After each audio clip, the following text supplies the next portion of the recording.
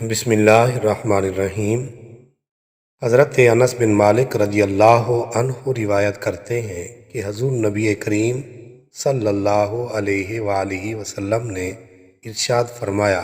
میرے سامنے میری امت کے اجر و ثواب پیش کیے گئے، یہاں تک کہ وہ کوڑا کرکٹ بھی جو آدمی مسجد سے نکالتا ہے اس کا ثواب بھی پیش کیا گیا، اور مجھ پر میری امت کے گناہ پیش کیے گئے تو میں نے اس سے بڑھ کر کوئی گناہ نہیں دیکھا کہ قرآن کی کوئی سورت یا کوئی آیت کسی آدمی کو یاد کرنے کی توفیق دی گئی اور پھر اس نے اسے بھلا دیا۔ حضرت سعد بن عبادہ رضی اللہ عنہ سے روایت ہے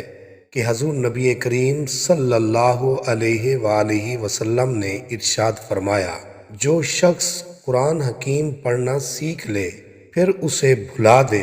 وہ اللہ تعالیٰ سے اس حال میں ملاقات کرے گا کہ اس پر مرض کوڑ طاری ہوگا۔